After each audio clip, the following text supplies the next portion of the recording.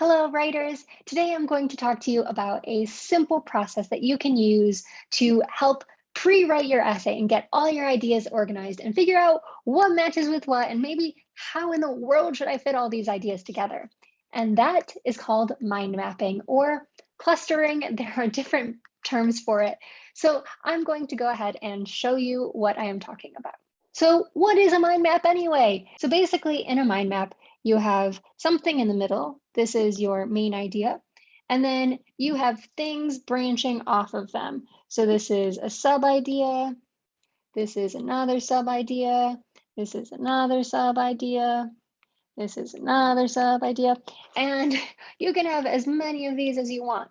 But coming from these sub ideas, you might have even further things that kind of jump off of here, kind of starts looking at like a spider or a bug.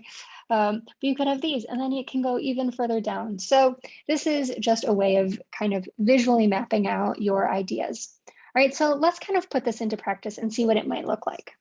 All right, so I have this thing in my class that I like to call life skills. And you might be thinking, what the heck is that? So basically, life skills fall into a bunch of things that basically you should know in life to succeed both in school. And these can fall into a number of categories. So one, I like to think of as study skills. So within these, I have things like note taking, reading,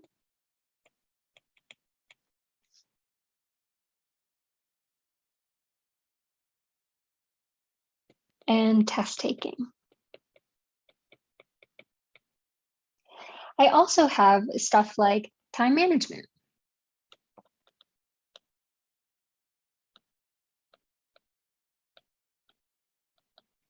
So within time management, I can break that down a little. There's the Pomodoro method and the Eisenhower method. As you can see, this does not have to be pretty. You can make it prettier if you want. And there's also general time management. So I'm just going to name that general. And hopefully I can read what is going on here. Another thing I will add to this is goal setting and reflection and mindfulness and well-being. So under well-being, I have things like mindfulness and deep breathing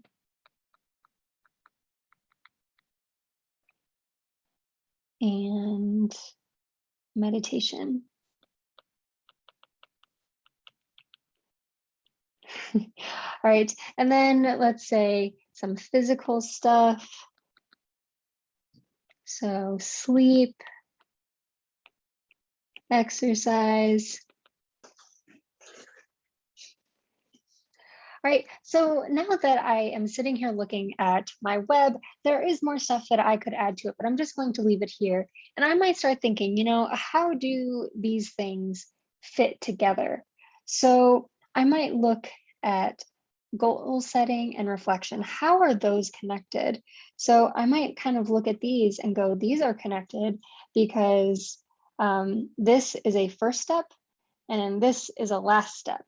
Well, study skills and time management skills are also connected because, you need time management in order to actually have time for studying. Exercise and sleep, you sort of need time management to make sure that you have time to exercise and sleep, but it's not as connected.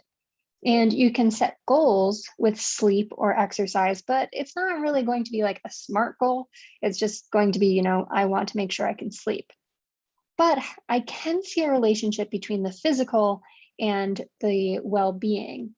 So because I have a fancy schmancy tool here, what if I just move this over here and say that, these things are related.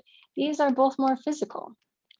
All right, and I could look at all four of these and kind of go that these are academic.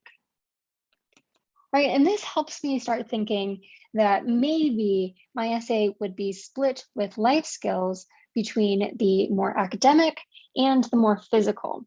And then I can break them down into these categories. Right, so I understand that was very messy, and that's okay. This is just pre-writing. Nobody ever has to see it. It is a way for you to start thinking, how in the world do my ideas fit together? What are my big main ideas?